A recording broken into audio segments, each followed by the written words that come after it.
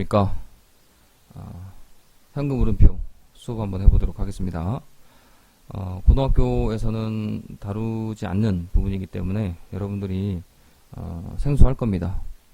이번 시간에 잘 듣고 한번 이해해 보시기 바라고, 혹시 이해가 안 되는 부분은 댓글로 남겨주시면 충분히 답변 드리도록 하겠습니다. 처음이니까 어려울 거예요. 한 2번, 3번 보면 이해하실 거라고 믿습니다. 한번 시작해 보도록 할게요.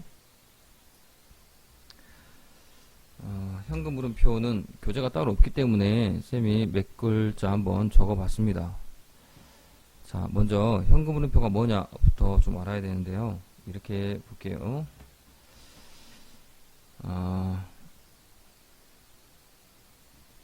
자, 현금 물음표 있네요. 현금 물음표는 일단 우리 재무제표의 하나죠. 재무제표. 재무제표는 재무상태표, 그 다음에 손익계산서, 현금 물음표, 자본 변동표, 그 다음에 주석을 포함하잖아요. 그것 중에 하나인 현금 물음표는 유일하게 발생주의가 아니고 현금주의로 작성을 하게 됩니다. 그렇죠. 현금주의라는 것은 현금이 들어오고 나가고, 회사에 들어오고 나가고에 따라서 작성의 근거가 된다라는 거죠. 작성의 근거가 된다. 자, 그래서 근거는 IFRS 기준서에 작성해라 라고 되어 있습니다. 작성해라 라고 이렇게 현금 물음표를 작성하도록 요구하고 있습니다.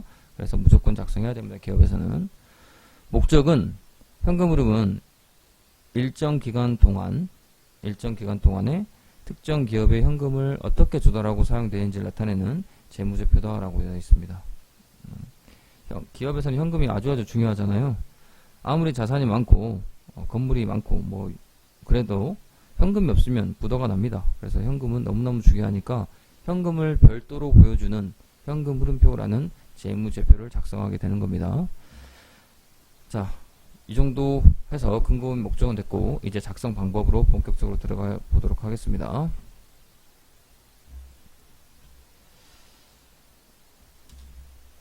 자, 현금 흐름표 작성 방법입니다. 현금 흐름표는 현금주의에 이용한 직접법이 있고 발생주의에 이용한 간접법이 있어요. 이걸 먼저 이해해야지 현금 흐름표를 빠르게 작성할 수 있습니다. 한번 볼게요. 직접법이라는 것은 말 그대로 분계를 수행할 때, 우리가 거래를 분계하잖아요. 그때 분계할 때 차변의 현금, 그리고 대변의 현금, 이렇게 현금 계정이 나오는 것을 일일이 파악해야 돼요. 일일이. 그러니까 1년 동안에 발생하는 모든 거래를 일일이 파악해서 차변의 현금이 얼마냐, 대변의 현금이 얼마냐, 이걸 파악해서 얼마가 들어왔고 나갔냐, 이거를 조정하는 방법이 직접법이에요. 직접법. 직접적으로 다 구한다라는 거죠. 실무상 불가능하겠죠. 1년 내내 현금을 다 따져볼 수 없잖아요. 그래서 우리는 간접법으로 구합니다. 간접법으로. 문제도 거의 간접법으로 나와요. 그래서 여러분들은 이걸 봐야 됩니다. 이걸. 자, 이거 설명하겠습니다. 일단 손익계산서에서 나오는 이익만큼을 현금이 유입된 것으로 봅니다. 이익만큼을 현금이 유입된 것으로 본다. 근데 실제로 그렇지 않죠. 손익계산서에서 돈 벌잖아요. 돈 번 거를 전부 손익계산서에 우리가 당기순이익에 포함이 되어 있잖아요. 그런데 그 돈 번 것 중에 외상으로 매출할 수도 있고, 그 다음에 미수할 수도 있고 그러잖아요. 미수금. 이런 것처럼 물건은 팔았거나 뭘 팔았지만 돈은 현금으로 받지 않은 경우가 있어요. 그런데 당기순이익에는 전부 다 돈을 번 것처럼 되어 있죠. 그게 발생주의잖아요. 발생주의.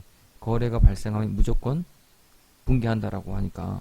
그러면 일단 아무튼 손익계산서에 당기순이익이 현금이 유입된 것으로 그냥 봅니다. 무조건. 그런 다음에 아닌 것을 발라내자는 거예요. 현금이 아닌 것들을 발라내자라는 거지. 그게 재무상태표 항목을 조정한다 라고 표현하는 거예요. 다시, 손익계산서의 이익을, 여기서 말하는 이익은 당기순이익이에요. 당기순이익을 현금이 들어왔다고 다 가정하는 거야. 그런 다음에 현금이 안 들어온 것만 발라내자. 그러면 현금만 남을 거 아니냐. 이게 바로 간접법이에요. 직접법은 그렇지 않고 현금이 차변에 들어온 거, 대변에 나간 거, 이거를 다 분석하자라는 게 직접법이고, 그렇게 되는 겁니다. 일단 느낌은 알겠죠? 간접법의 직접법. 문제는 전부 다 간접법만 나와요. 자, 그러면 여기서 구체적으로 한번 들어가 볼게요. 일단 이 논리를 좀 알아야 되는데 이 논리 봐볼게요. 쌤이 하나를 했는데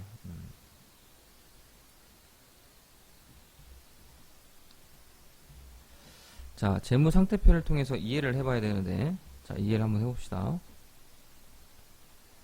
볼게요. 재무상태표를 보면 이쪽이 자산, 이렇게 자산이잖아요. 잘 보세요. 이쪽이 자산이잖아요. 차변이 자산이고, 이쪽이 부채, 그리고 이쪽이 자본이에요. 그런데 쌤이 자산을 현금하고 현금 이외의 자산으로 분리해 본 거예요. 그래도 되겠죠? 자, 그래도 되겠죠? 다시 한번 해볼까요? 이걸 똑같이 그리고 이쪽을 통으로 해서 원래는 뭐예요? 이쪽이 원래는 자산이 적히잖아요. 그렇게. 그쵸? 그리고 이쪽은 자, 이쪽은 통으로 해서 원래 자본이잖아요. 이거잖아요. 재무상태표가. 그죠? 그런데 이거를 자산을 현금은 별도로 두고 나머지 이를 자산 두겠다고. 그래도 상관없을 거 아니에요. 그죠? 현금은 별도로 두고 그 이외의 자산으로 나눈 거예요. 이렇게. 그 다음에 이쪽도 부채는 그대로 있고 자본을 주주와의 거래인 납입자본과 그리고 손익계산서의 당기순이익에 포함된 자본으로 나눈 거예요. 그럴 수 있잖아요. 우리가 자본이 어떻게 구성되죠? 여기 자본. 자본이 말로 해볼게요. 첫 번째 자본금, 자본잉여금, 자본조정, 기타 포괄소액 누계, 그 다음에 뭐예요? 이익잉여금이잖아요. 그 이익잉여금 안에 당기순이익이 들어오잖아요. 그죠? 1년 동안에 번 게 이익잉여금으로 들어간단 말이에요. 즉 당기순이익이 이익잉여금으로 들어가니까 결국은 자본인 거예요. 자본. 그거를 뭐라고 불렀어? 손익자본이라고 부른 거예요. 손익계산서에서 나오는 자본. 그건 결국 당기순이익이다라는 거지. 여기까지 이해. 그리고 위에 납입자본은 주주와의 거래에서 생기는 자본금, 자본잉여금 이런 걸 말하는 거예요. 이런 걸. 그래서 자본은 크게 주주와의 거래에서 생긴 납입자본과 우리가 돈 번 자본, 손익자본이 있는 거예요. 여기까지 오케이. 자, 그럼 이거 지우겠습니다. 자, 그러면 일단 재무상태표 이런 식으로 꾸며가지고 우린 지금 목표가 뭐냐면 현금을 찾는 게 목표예요. 현금 흐름표잖아요. 그죠? 이 현금은 현금 및 현금성 자산을 말합니다. 자, 그래서 손익 여기서부터 시작해서 아까 여기서 뭐라 그랬어요? 여기 손익계산서에서 시작해서 아닌 걸 발라내자 라는 거였잖아요. 그래서 손익에서 시작해서 현금을 찾아간다고요. 근데 중간에 노란색이 있어요. 이 노란색이 뭐냐면 아닌 것들이에요. 현금이 되지 못하게 하는 것들. 다시 말해서 당기순이익이 모든 당기순이익은 현금으로 간주하자면서요. 여기서 현금으로 간주하고. 그런데 이 노란색들이 현금을 빼간 거예요. 빼간 거. 그러면 현금이 줄거나 늘겠죠. 다시 설명. 여기서 우리는 지금 목표가 뭐냐면요. 손익 여기 당기순이익에서 여기를 찾아가야 된다고. 이렇게 찾아가야 돼요. 그런데 당기순이익이 여기에 늘면 이게 늘어야 되잖아요. 아니면 이게 늘든지. 오케이? 당기순이익이 늘면 돈이 들어왔을 거고 돈이 들어오면 자산이 증가하는 게 맞잖아요. 자산이 증가하는 게. 오케이? 그 다음에 돈이 늘었는데 이번엔 자산이 증가 안 했대요. 왜 그러냐면 빚을 갚았기 때문에. 빚을 갚으면 부채가 줄고 부채가 줄면 여기도 줄여야죠. 현금이 주니까. 이거 이해됩니까? 다시 당기순이익이 늘었대요. 그러면 손익의 자본이 늘 거예요. 당기순이익이 여기로 들어오니까. 만약에 현금 이외의 자산, 부채, 납입자본이 아무것도 없다고 치면 돈 들어온 게 전부 다 현금일 거예요. 그런데 그렇지 않고 당기순이익으로 돈이 들어왔는데 건물을 사버렸거나 현금 이외의 자산, 건물 사버리면 현금 안 들어오잖아요. 그쵸? 아니면 빚을 갚았거나 아니면 주주한테 배당을 줬거나 그래버리면 현금이 적어질 거 아니에요. 이해됩니까? 그런 거예요. 그러니까 여기에는 당기순이익이 들어오는 현금이 얘네들이 노란색 얘네들이 현금을 빼가는 이유가 된다고요. 그래서 우리는 결론 당기순이익을 현금을 유입된 것으로 간주하고 그 다음에 이 노란색 부분을 조정해서 현금을 찾아가는 이게 바로 현금 흐름표의 논리예요. 논리. 이거를 다시 표현해 볼게요.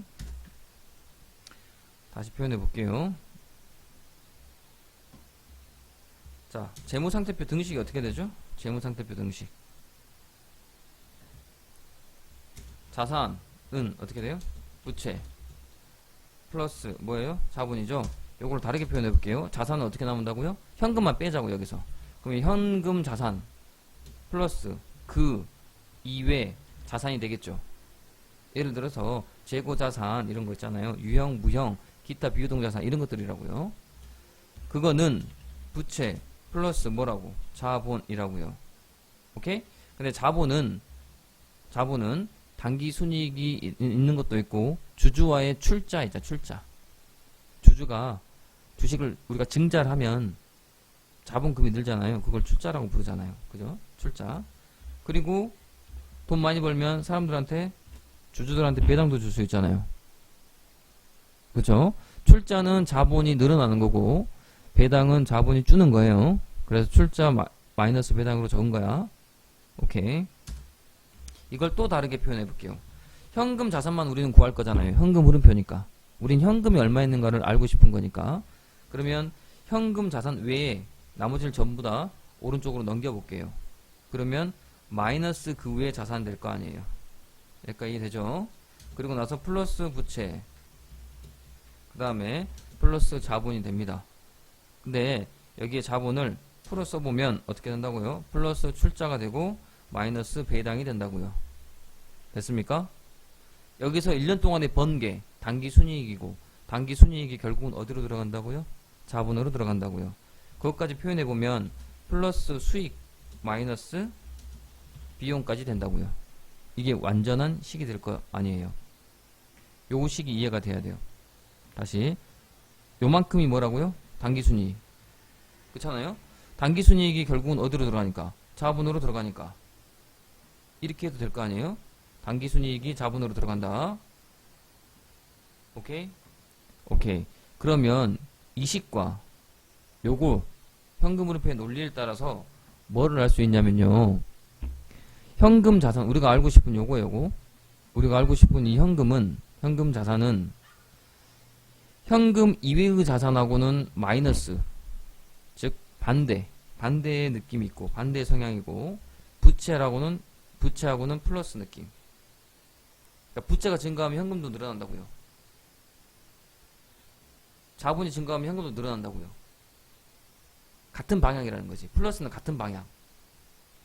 출자를 하면 현금 늘어난다고요. 배당을 주면 현금 줄지. 왜? 돈 나갔잖아. 주주한테 돈 나갔으니까. 배당이니까 반대 방향. 현금이랑은. 수익이 돈 많이 벌면 현금 늘잖아요. 돈 들어왔을 거니까. 돈 많이 썼으면 현금 줄잖아요. 반대 방향. 이해돼요? 그 위의 자산은 왜 반대 방향일까? 현금이 줄어요. 왜 줄어? 현금이 줄면 이유가 건물을 샀거나 아니면 단기매매증권을 샀거나 무형자산을 샀거나 투자부동산을 샀거나 그러니까 현금 이외의 현금 가지고 그 이외의 자산을 사버리면 현금이 줄잖아요. 그러니까 그 이외의 자산하고는 현금하고는 반대죠. 요 위에서 보면 현금 이외의 자산이 늘면 칸이 늘어나면 요게 늘어나면 이 현금은 줄 거 아니에요. 칸이 상대적으로. 그러니까 요 둘이는 반대지 반대. 현금이 늘면 이 현금 이외의 자산은 줄 거 아니에요. 이게 늘면 현금이 줄고. 이해돼요? 같은 공간에서. 이해되죠? 그 다음에 부채가 늘면 왜 현금이 증가할까요? 부채가 는다는 것은 단기 차입금, 사채 이런 거잖아요. 그렇죠? 장기 차입금 이런 거잖아요. 차입하면 돈 빌린 거죠. 부채 늘었고 현금도 늘죠. 현금 빌려왔으니까 현금이 증가하잖아. 오케이? 오케이. 그러면 이 식이 이해가 될 겁니다. 결국은 우리는 현금을 찾아야 되거든요. 그러면 직접법으로 구할 수 없으니까 간접법으로 손익계산서에 있는 단기순이익에서 시작해서 요 노란색 요 부분을 증가, 감소 이렇게 증가, 감소를 때리면 결국은 현금만 남게 된다. 여기 있는 현금만 남게 된다라는 거예요. 여기까지 이해돼야 되는데, 이게 간접법이에요. 이게 시험에 나와요. 쌤이 예제 준비한 게 뭐냐면요. 예제 준비한 게 이런 거 있는데요. 잠깐 봐볼게요. 이 시험에 이런 게 자주 나옵니다. 예를 들어서 봐볼게요. 예제 문제. 이따 한꺼번에 다 자료로 드릴 거예요. 자, 예제 문제 보면 이렇게 문제가 나와요. 다음 자료를 이용해서 현금물을 구하라. 근데 단기순이익을 주어준다고, 이렇게. 그럼 단기순이익을 주어주고 이렇게 계정 과목들을 주어줘요. 그럼 어쩌라는 소리냐고. 단기순이익에서 이 계정 과목을 플러스 마이너스, 여기 있는 거 플러스 마이너스 시켜서 현금을 찾아라, 이 말이거든. 이해됩니까? 그러니까 결국은 요 식을 이해하고 여기 재무상태표 항목 요게 요렇게 역산해서 올라간다는 것을 이해하셔야 된다는 거지. 그래야 이런 문제를 풀 수 있어요. 이거 제일 마지막에 풀 겁니다, 이따가. 자, 다시 한번 설명하고 이제 구체적으로 나갑니다. 자, 현금흐름표 작성은 현금을 알고 싶은 거잖아요. 현금. 그러면 재무상태표의 현금 요걸 알고 싶은 거예요. 요걸. 그러면 일일이 분기하는 파악할 수가 없어요. 실질적으로 불가능하다. 그러니까 이미 나와 있는 손익계산서에 단기순이익을 현금이 다 들어왔다는 것으로 일단 보는 거예요. 그리고 현금을 건드리는 것들, 현금 가지고 건물을 사버렸거나 현금 가지고 투자 부동산을 샀거나 무형 자산을 샀거나 뭐 임차 보증금을 냈거나 그런 것들을 증가 감소시키고 부채 납입 자본을 증가 감소시키면 결국은 현금, 순수한 현금만 남게 될 거다라는 거죠. 이해됩니까? 그 증가 감소는 여기에 쌤이 적었고, 요거를 좀 더 크게 해볼까요? 이렇게 됐고, 이게 아주 중요한 거죠. 여기에 마이너스 플러스가 아주 중요한 거예요. 현금 그 위의 자산은 마이너스, 현금이랑 반대. 그러니까 그 이외의 자산이 증가하면 현금은 감소된다는 소리예요. 건물이 증가하면 현금은 감소한다고. 왜? 현금 감소시켜서 건물 샀을 거니까. 부채하고 현금은 증가 같은 방향이라고요. 부채가 증가하면 현금이 증가한다고요. 왜? 빚을 졌다는 것은 뭐가 들어왔으니까. 단기 차입, 사채, 장기 차입 이런 것들. 오케이요? 자본이 증가했다는 것은 주주한테 돈 받은 거잖아요. 주식을 발행하고. 그러니까 돈 들어왔을 거 아니에요. 그죠? 그 다음에 배당은 주주한테 돈 준 거니까 현금 나갔을 거 아니에요. 그러니까 반대. 수익은 증가 현금, 비용은 돈 쓴 거니까 반대. 이렇게 된다고. 오케이요? 오케이. 여기까지 이해했으면 이제 현금 흐름표의 양식을 봐야 되는데 봐볼게요.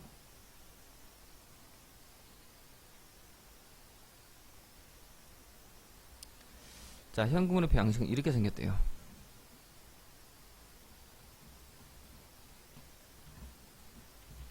자, 현금 흐름표 양식은 이렇게 생겼어요. 자, 현금 흐름표는 현금을 나타내줘야 되거든요. 여기 현금 및 영업적 자산, 이게 현금이야. 현금 및 영업적 자산의 순 증가가 얼마인지를 알려줘야 돼요. 이게 현금 흐름표 양식이야. 우리 손익계산서 재무상태표 양식처럼 이게 양식인데, 위에 보면 현금 흐름 뭐 이렇게 나왔는데, 현금 흐름이 영업활동 현금 흐름, 투자활동 현금 흐름, 재무활동 현금 흐름 이렇게 세 개로 쪼개졌네요. 이렇게 세 개로 쪼개졌다고.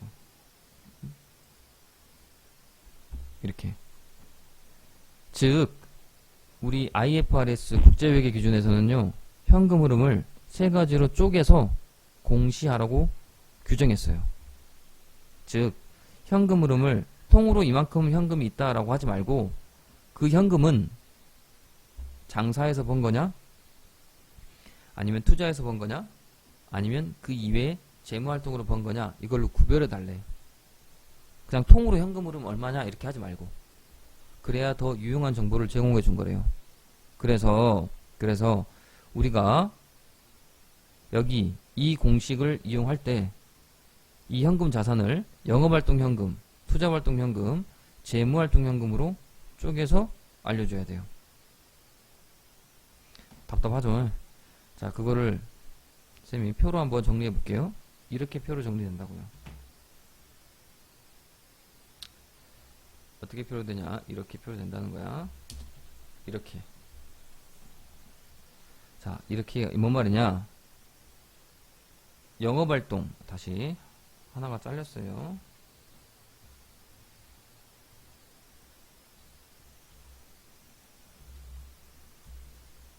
됐어요. 자, 여기 영업활동, 투자활동, 재무활동 이렇게 세 개로 쪼개라고요. 현금 흐름을. 오케이? 요 밑에 거부터 이해해볼게요. 봐보세요. 당기순이익에서 출발해서 어떻게 간다 그랬죠? 자산, 부채, 자본을 플러스 마이너스 시켜서 현금 흐름을 찾아간다고 했잖아요. 여기다 방향을 집어넣어 볼까요? 요렇게 찾아간다고요. 요거 당기순이익에서 시작해서 총 자산, 부채, 자본을 증가, 감소 시켜서 총 현금 흐름을 찾아간다고요. 위에 볼까? 여기 있잖아. 당기순이익에서 출발해서 자산, 부채, 자본을 플러스 마이너스 시켜가지고 현금을 찾아간다고. 이 정도 되면 일단 이해했겠죠? 다시 단기순이익에서 시작해서 총 자산, 부채, 자본을 증가, 감소 시켜서 총 현금 흐름을 찾아간다고. 다시 여기서 단기순이익에 시작해서 자산, 부채, 자본을 감소, 증가, 감소 시켜서 현금 흐름을 찾아간다고. 오케이? 찾아갈 때 이 단기순이익을 세 가지로 쪼개라고요. 재무활동, 투자활동, 영업활동 이렇게 쪼개라고. 왜 쪼개라고? IFRS에서 쪼개래요. 그러면 결국은 손실과 이익도 쪼개는데 영업활동, 자산부채도 그렇게 쪼개야 되고 투자활동, 자산부채 쪼개야 되고 재무활동, 자산부채 쪼개야 돼요. 그래야 영업활동으로 번 현금 흐름, 투자활동으로 번 현금 흐름, 재무활동으로 번 현금 흐름을 알 수 있어요. 이게 세 개를 다 더하면 이제 총 현금 흐름이 되는 거고. 결론적으로 말할게요. 일단 큰 그림은 이거예요. 제일 밑에 있는 거 요거. 단기순에 시작해서 자산부채 자산부채 자본을 증가 감소시키면 현금 흐름이 되고, 이 현금 흐름은 세 가지로 쪼갤 수 있다고요. 쪼갤 수 있으니까 애초에 이렇게 쪼개서 구하자고요. 오케이? 자, 이렇게 구해야 됩니다. 자, 뭔 소리인지 잘 모를 거예요. 일단 문제를 아까 쌤 예제 문제 있잖아요. 그 예제 문제를 보면 봐보세요.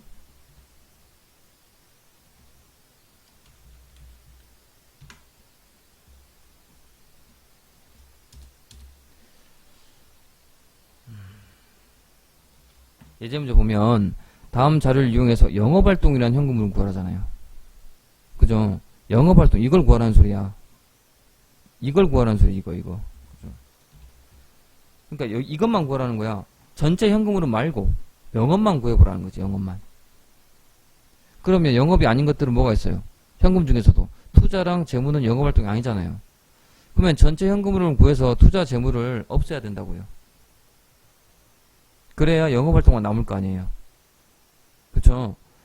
그러면 우리 회사에 영업활동이 뭐고 투자활동이 뭐고 재무활동이 뭔지를 또 알아야 돼. 또 알아야 돼요. 그걸 알아야 문제를 풀 수 있어요. 요거까지 알아야 문제를 풀 수 있는 거야. 자, 그러면 현금 흐름표는 공부 방법이 딱 이렇게 됩니다. 이제 결론적으로 말할게요.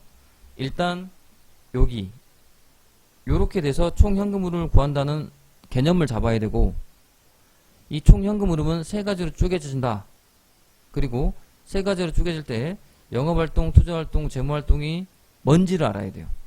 그럼 문제 풀 수 있어요. 다시 현금 흐름을 찾는 방법은 크게 직접법, 간접법이 있지만 직접법은 다 분개해야 돼서 찾아야 되니까 쓸 수 없다. 간접법을 쓰는데 간접법은 이렇게다. 손익계산서에서 시작해서 자산, 부채, 자본을 플러스 마이너스 시켜서 현금 흐름을 찾아가는데, 이 현금 흐름은 세 가지로 쪼개진다. 영업, 투자, 재무로. 근데 영업이 뭐냐? 장사에서 본 거지. 투자는 뭐냐? 투자에서 본 거야. 재무는 뭐냐? 그 이외에 돈 가지고 번 거예요. 그게 뭐가 있냐? 지금부터 공부할 거야. 영업이 뭐고 투자가 뭐고 재무가 뭔지는 지금부터 공부한다고요. 자, 지금부터 공부합시다.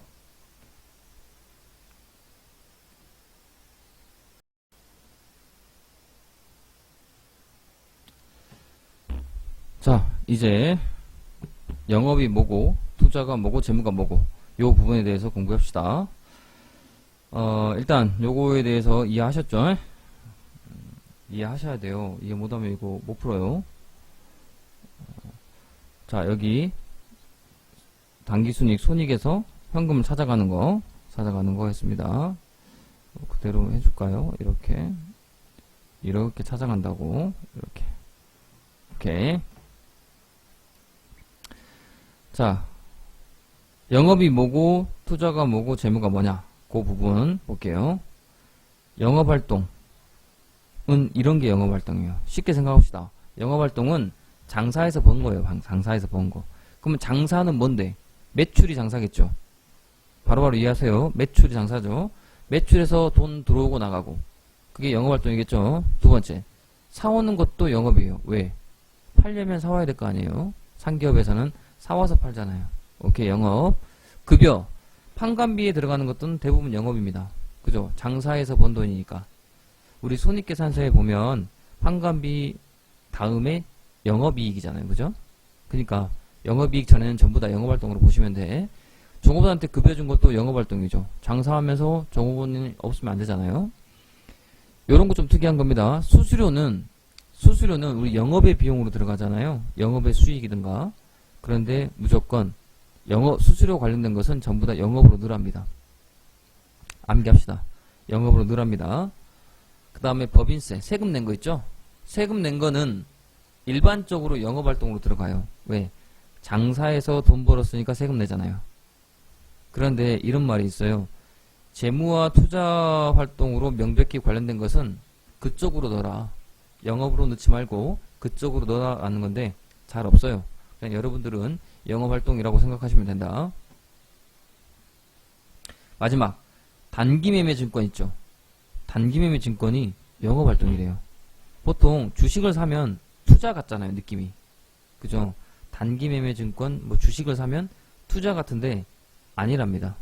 단기매매 증권은 영업활동이랍니다. 왜 그러냐면 단기간에 시세 차익을 노리는 것은 단기간에 물건 사고 파는 거랑 비슷하다 그래서 단기매매 증권을 영업활동에 넣으라고 규정 지었어요. 근데 예전 10여 년 전에는 이 단기매매 증권이 투자 쪽이었어요. 투자. 근데 지금은 영업 쪽이에요. 그래서 바뀌었다라는 거 알고 계셔야 되고, 그래서 결국은 요렇게입니다. 요렇게.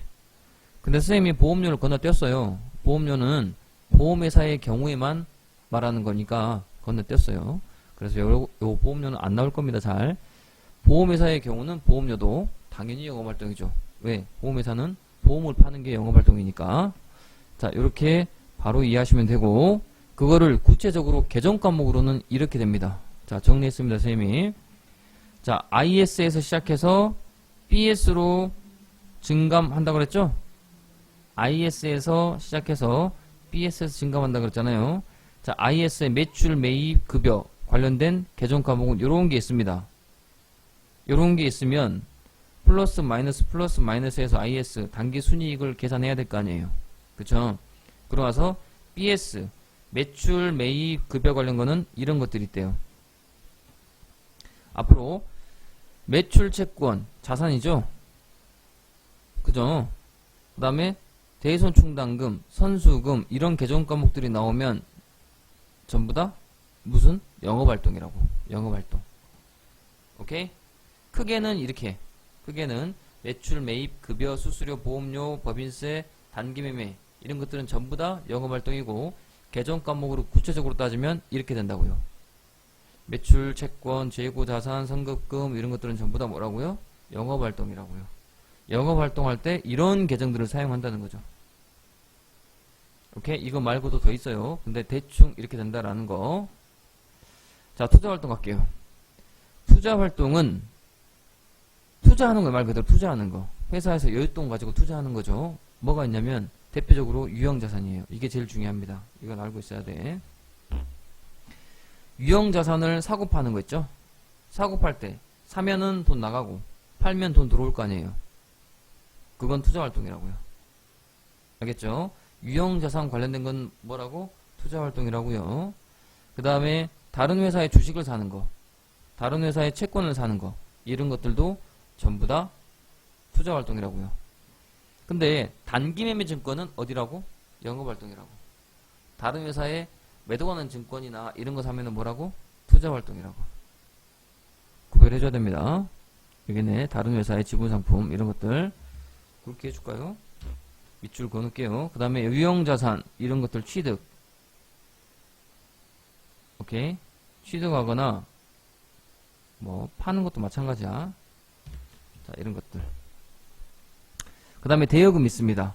돈 빌려준 것도 투자예요. 왜냐면 돈을 그냥 빌려주는 게 아니잖아요. 이자 받으려고 받아주는 거니까. 그래서 돈 빌려주면 투자다. 대여금, 대여금도 밑줄 그어놓을게요. 그 다음에 파생상품 있는데 요거는 몰라도 됩니다. 아무튼 파생상품 나오면 투자활동이라고 생각하시면 돼. 자, 그 다음에 바로 넘어갑니다. 재무활동 갈게요. 재무활동. 재무활동은 거의 다 주주와의 거래예요. 그 다음에 돈 빌린 거예요. 오케이. 자기 지분 상품에 관련된 거. 주식이나 기타 지분 상품을 발행하는 거. 증자예요. 증자. 증자라는 것은 주주와의 거래죠. 주주한테 주식 판 거잖아요. 증자.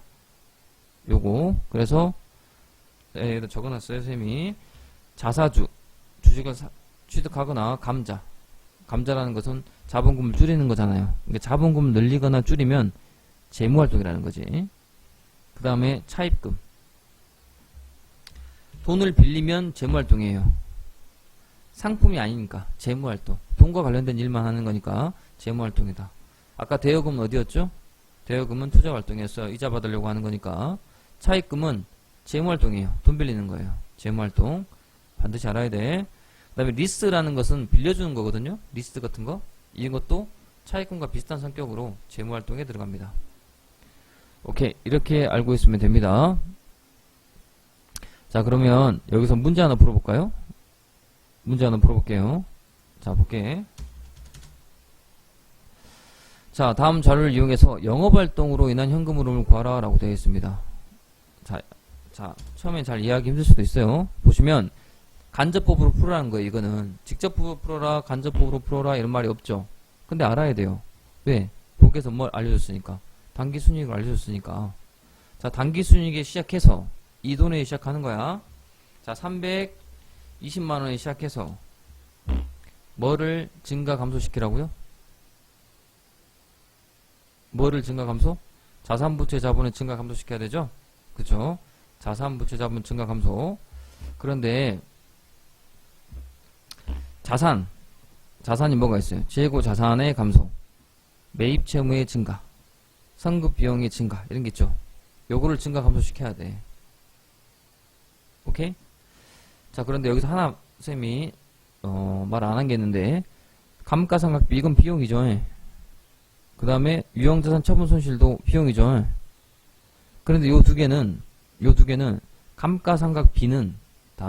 감가상각비는 건물 때문에 있는 거죠. 유형자산 때문에 있는 거죠. 유형자산은 영업투자 재무 중에 어디라고 그랬어요? 감가상각비는 유형자산 때문에 있다. 유형자산은 영업투자 재무 중에 어디라고 그랬어요? 어디? 투자라고 그랬지. 투자활동. 그죠? 그러니까 얘는 아닌 거야. 영업활동이. 그러니까 빼야 되는 거예요. 제외시켜야 되는 거야. 그 다음에 유형자산도 마찬가지. 영업활동이 아니니까 제외시켜야 되는 거예요. 일단 제외시켜야 되는 이유를 말했어요. 다른 이유를 들어볼게요. 우리는 지금 현금 흐름을 계산하고 있는데 감가상각비는 실제로 현금이 나갔어요? 들어왔어요? 나간 게 들어간 게 아니죠? 그냥 우리가 나갔다고 치는 거죠. 그렇기 때문에 이 단기순이익 안에는 감가상각비가 계산이 되어서 나온 게 단기순이익이에요. 그러니까 감가상각비는 실제로 현금이 나간 게 아니기 때문에 이거를 제외시켜야 돼요. 감가상각비를 제외시켜야 된다고. 오케이. 그 다음에 유형자산 처분 손실은 말 그대로 유형자산 투자와 관련된 거니까 영업활동이 아니니까 제외시켜야 돼요. 이해됐어요? 그러면 얘 둘은 제외시켜야 되고 얘 둘은 플러스 마이너스 시켜야 된다는 소리예요. 왜냐? 얘 둘은 IS 계정 과목이고 얘들은 BS 계정 과목이에요. IS 계정 과목과 BS 계정 과목. IS 계정 과목은 당기순이익에서 고려시켜야죠. 좀 어려울 거야. 당기순이익에서 고려시킨다는 것은 이 당기순이익 안에는 감가상각비가 포함이 되어 있고 유형자산 처분 손실이 포함이 된 당기순이익일 거예요. 왜? IS의 가장 밑에가 당기순이익이니까. 그쵸? 그러면 제외시킨다는 것은 감가상각비는 뺀 거니까 제외시키면 다시 더해야 돼요. 유형자산 처분 손실을 당기순이익에서 뺐을 거예요. 뺐으니까 당기순이익이 이렇게 나왔을 거야. 이걸 뺐으니까. 근데 이걸 제외시킨다는 것은 그걸 다시 넣어줘야 된다는 거지. 그래서 감가상각비는 더해줘야 돼. 20만원. 그리고 유형자산 처분 손실도 더해줘야 돼. 25만원. 이렇게. 왜 더한다고요? 제외시켜야 되는 거니까. 요 두 개는 제외시키는 거예요. 이유가 영업활동이 아니고 투자활동이니까 제외시켜야 돼. 제외라는 것은 원래 뺐던 것을 제외시킨다는 것은 다시 더해버려야 돼. 이게 됐어요. 그 다음에 요거는 전부 다 자산부채 자본 계정이야. 자산부채 자본 계정. 자산부채 자본은 선생님이 아까 여기서 했잖아요. 여기 자산부채 자본은 자산은 마이너스로 부채는 플러스 자본은 플러스 수익은 플러스 비용은 마이너스 배당은 마이너스 이렇게 했잖아요. 즉 자산은 마이너스 시켜야 되고 부채 자본은 플러스 시켜야 된다고요. 방향이 현금이랑 반대 방향이라니까. 오케이, 그러면 보자. 일단 선급비용은 영업활동이 맞나요? 맞아요. 선급비용은 영업활동이라 했으니까. 왜? 아까 쌤이 여기서 여기 있잖아요. 선급금, 뭐 선급급여 이랬죠. 그 다음에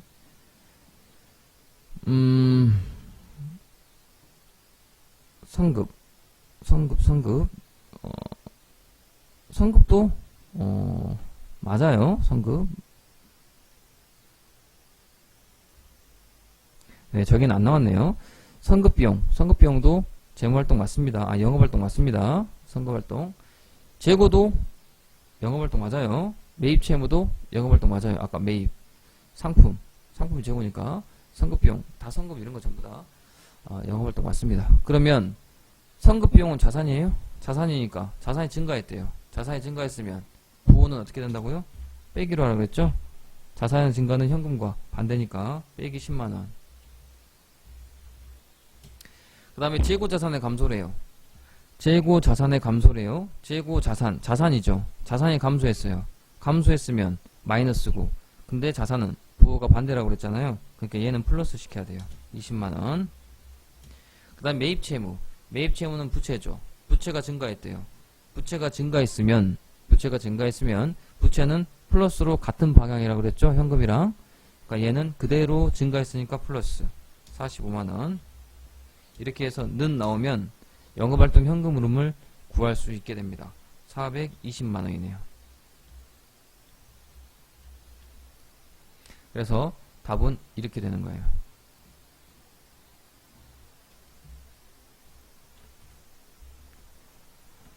다시 정리해보면 당기순이익에서 출발해서 영업활동이 아닌 거 제껴야 돼요.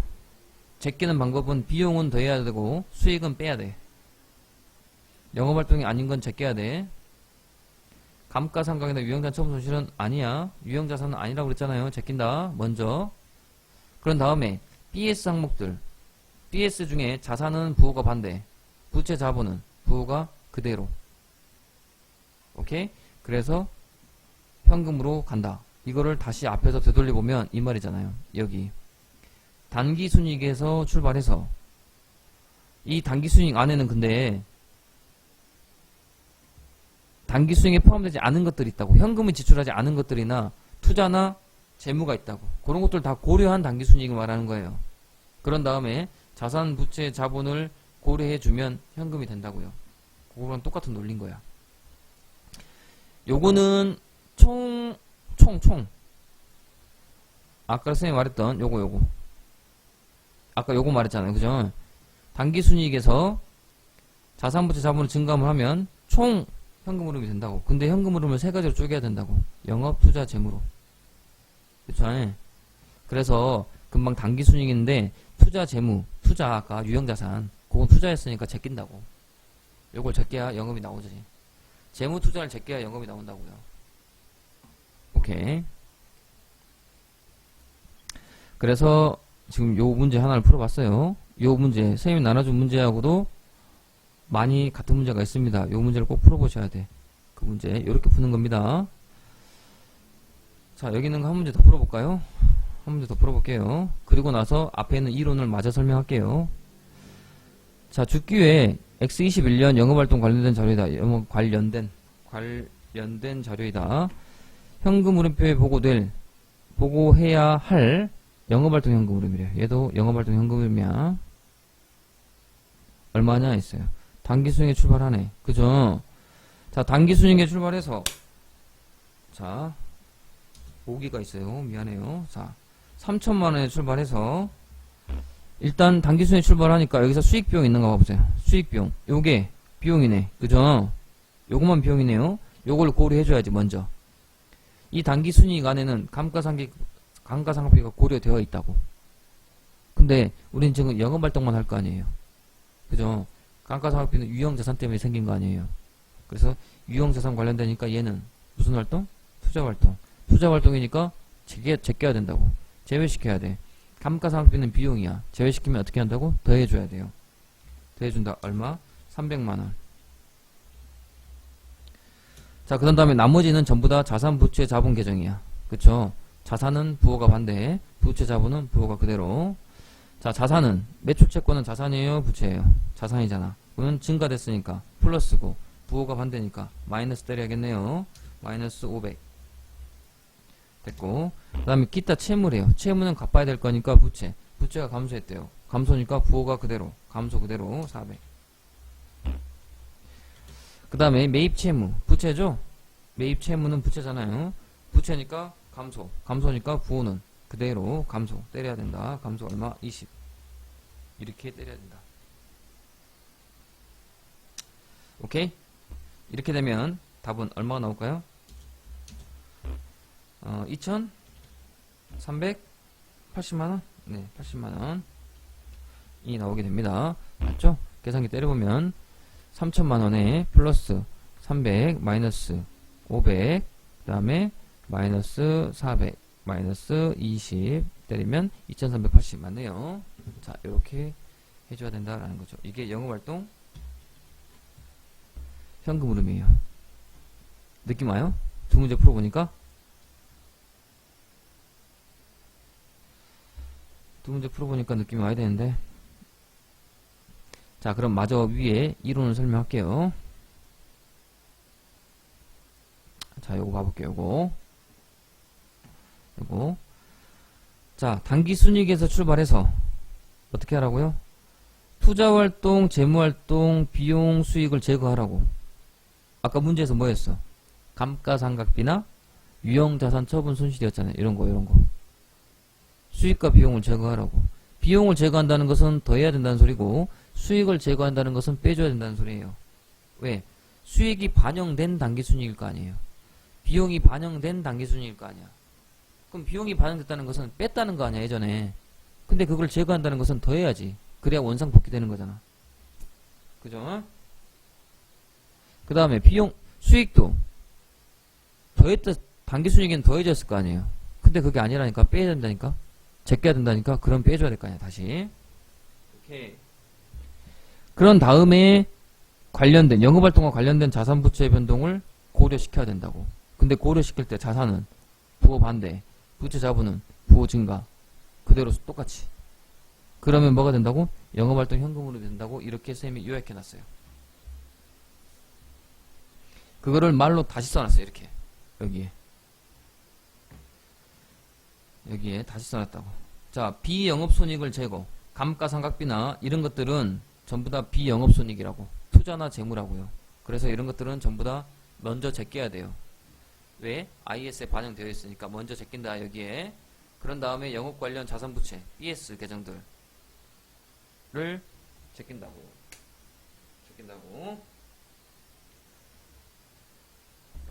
됐어요? 여기에 쌤이 다시 설명해 놨어. 계속 반복된 설명이야. 손익계산서의 단기 순손익에 현금을 수반하지 않는 거래. 감가상각비. 현금 수반하지 않잖아. 그냥 나갔다고 치는 거지 실제로 나간 게 아니잖아요. 그쵸? 그런 것들을 아니면 투자나 재무활동을 전부 다 고려한다는 거지. 조정하여 표시한다. 오케이? 그걸 요약한 게 이거야. 이게 제일 중요해.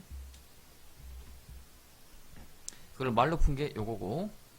오케이. 영업활동 현금 흐름은 선생님이 제일 중요한 거니까 여기서 일부러 이렇게 따로 빼놨어요. 요거를 읽어보시면 돼요.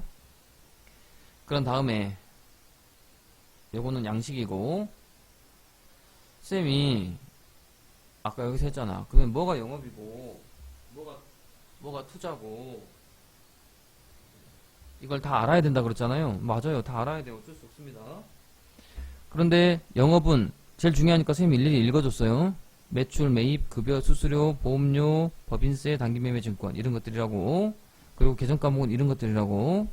그 다음에 투자활동도 하나, 둘, 셋 이 정도 알아야 돼. 유형자산 관련된 거. 그 다음에 투자, 다른 기업의 주식, 채권 이런 거 사는 거. 그 다음에 대여금 전부 다 투자활동이야. 그 다음에 재무활동은 주주와의 증자, 감자 이런 것들. 그 다음에 차입금, 돈 빌려준 것도 재무활동입니다. 돈 빌린 거.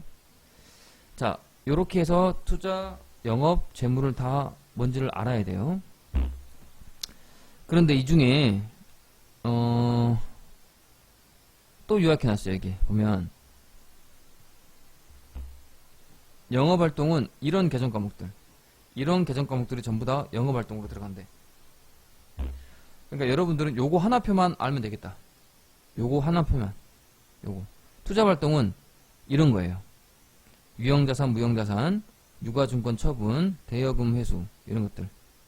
대여금, 유가증권, 무형자산 이렇게.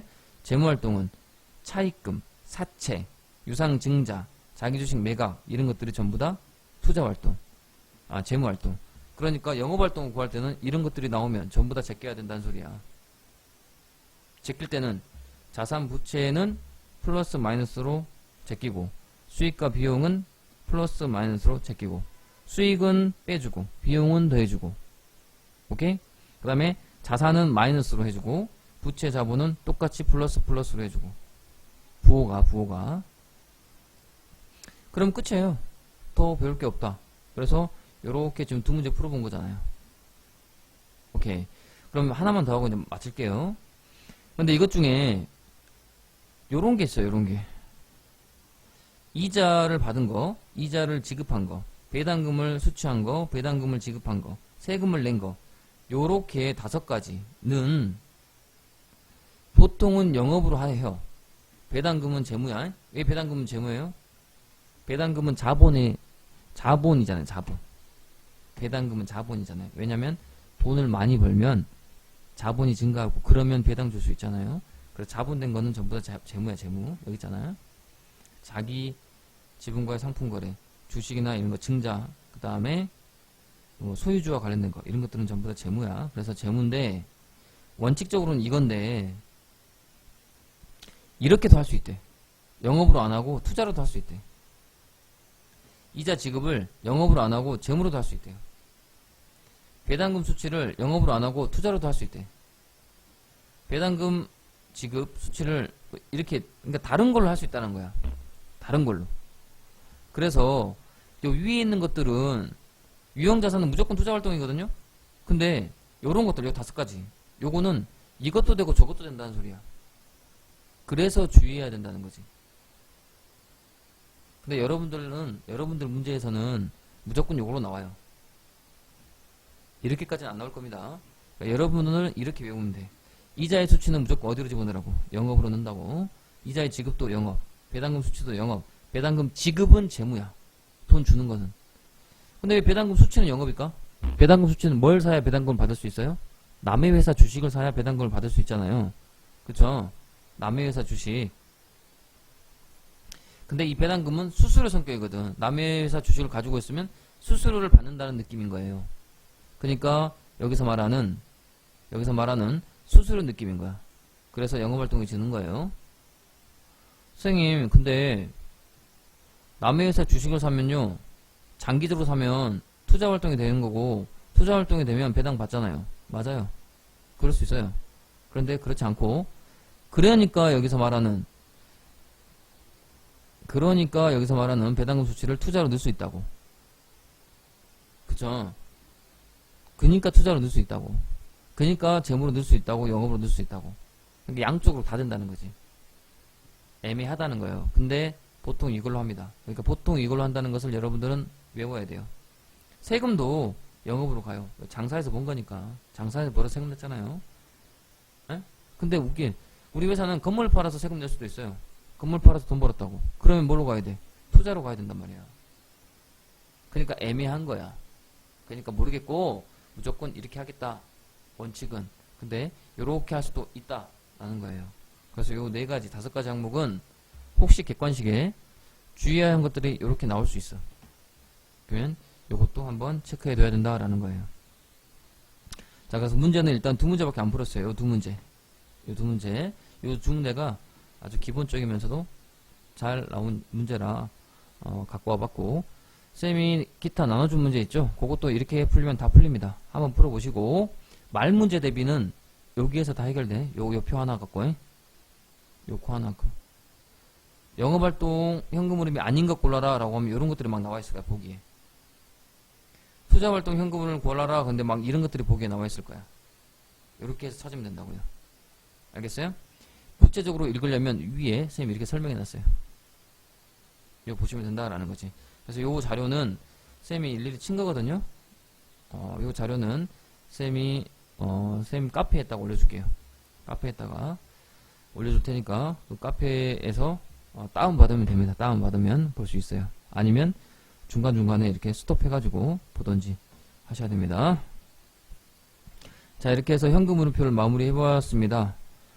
잘 이해가 안 될 겁니다. 잘 이해가 안 되지만 한 번 보고 2번 보면 또 이해가 돼요. 잘 해보시고 어려운 부분은 다시 질문하시기 바랍니다. 자, 그리고 이 끝에 간접법의 로직에서 이렇게 나왔는데 요거는 설명 안 할게요. 이건 좀 복잡합니다.